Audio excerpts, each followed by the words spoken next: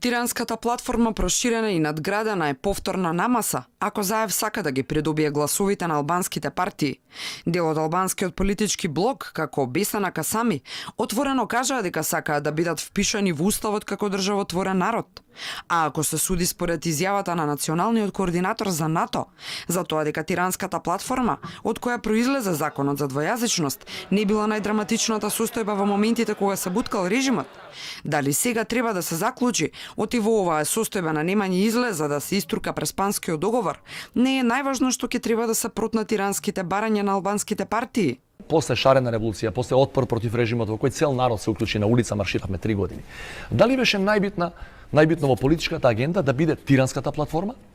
Не. Меѓутоа, во тој момент, тие 10 луѓе од ДУИ правеа влада или немаше да има влада. Така е, значи, тоа е или точно. тој закон ќе го имавме таков како што е несовршен, и тој е несовршен за јазиците, или сега денеска ќе ги имавте на власт Груевски и Мјалков.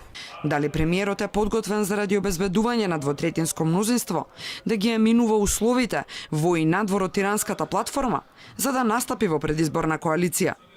Уште една линија на сопнување се ставовите на Беса, на Гаши и Алијанса на албанците, кои не размислуваат за вакво партнерство пред евентуалните избори, оти не сакаат да ризикуваат да ги изгубат пратениците.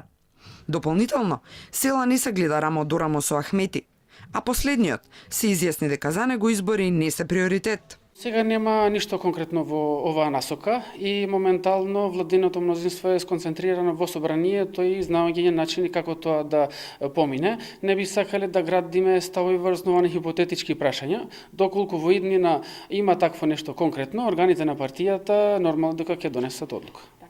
Не се разговара за ваква опција. За нас приоритет беше нашите гласачи да излезат на референдумот и да дадат поддршка за евроинтеграциите.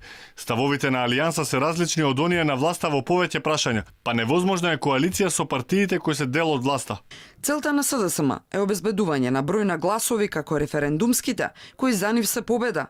Иако според вице-премиерот Бујар Османи, 250.000 од 600.000 за биле албански гласови. Според општините, каде што албанците се во доминантно мнозинство, се околу 270.000, околу проценката е некаде до 250.000 албанци кои што гласале. Вакуум просторот во кој се наоѓа владата го доведува во прашање одржувањето на изборите, не само заради временските рокови, ами и заради безизлизната позиција на премиерот, оти обезбедувањето на 80 пратеници се чини нелесно изводлива мисија.